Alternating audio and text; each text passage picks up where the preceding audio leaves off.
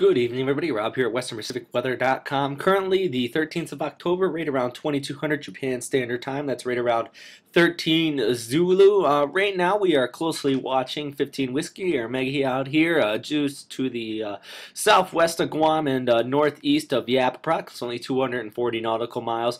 A relatively slow-moving system at this time, right around 4 knots, moving off to the west at this time.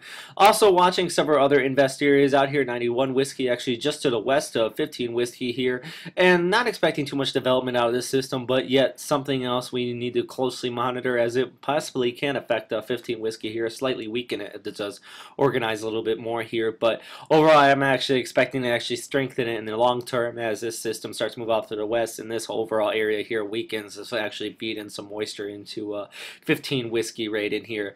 Farther to the north, though, just quickly going to talk about an area of low pressure running over Japan today. Just a weak troughing rate in this region, not expecting any precipitation out of it, just some cloud cover. But overall, high pressure dominating much of Korea into China. Weak stationary front extending from East China Sea into China, with a subtropical ridge extending out from Taiwan out farther towards Iwato and out into the Western Pacific here. And actually, this subtropical ridge is we're gonna talk about here. This is actually going to keep this system farther to the south here. So let's actually look at some of the models here and show you what I'm talking about. This is the GFS 6Z run, showing the initiation of this system just to the northeast of Guam. Have some rotation with a broad part of moisture over it. But as we move into the next several frames here, you see this starting to deepen and moving off to the northwest, staying south of the subtropical ridge right in this region. And if we move even farther on here, see the system get exceptionally deep on the 17th into the 18th here, moving down to right around 990 millibars, and even onto the 18th here, we'll start to see this even deepen. Now, what I'm expecting, though, is this to stay south of that subtropical ridge and actually leave Okinawa in the clear, hopefully, start to move towards Luzon here.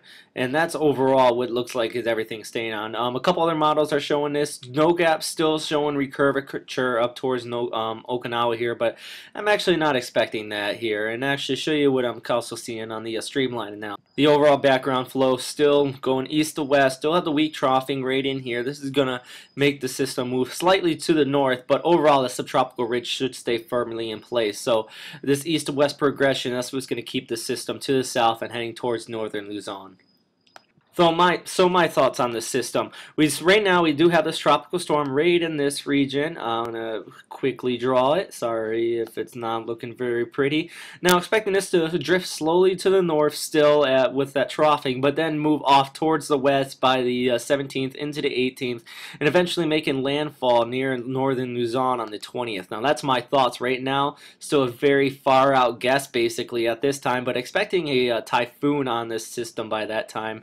And basically my analysis on this and overall it's fairly close to what JTWC is saying. I'm expecting it to move a little slightly north than what their center of track is, but still within their warning area, as you can see on their warning right here. The track moving northwest and basically due west toward North Luzon, and basically right about what I'm thinking as well. Staying with tune with some of the models, and also basically the subtropical ridge should keep it to the south, but doesn't take out the fact that Taiwan and southern Ryukyu are still inside the cone here, and even in Manila you still need to watch this just off screen here. They're still inside the cone as well. So everybody in this entire region still closely has to watch this. But good news is Palau looks pretty much well out of the picture. So small population down there, but still could suffer some damage from typhoon if it was to head that way. But well out of the picture right now and well to the north. That is all for today, everybody. Just want to put a quick shout out for the site here, WesternPacificWeather.com. Been working on some new features here, along with the home page. Still got some overall stuff here, but also got some new satellites in there. Got some loops actually built in now. Same with surface analysis and the tropical charts. So basically, if you want to, just stop by. It's basically a tool for everybody to use out here in the Western Pacific. Also working on some basically educational updates here. Western Pacific Ocean Current's the only one I got right now, but just something else to note here. So we'll continue to watch this throughout the next 24 hours.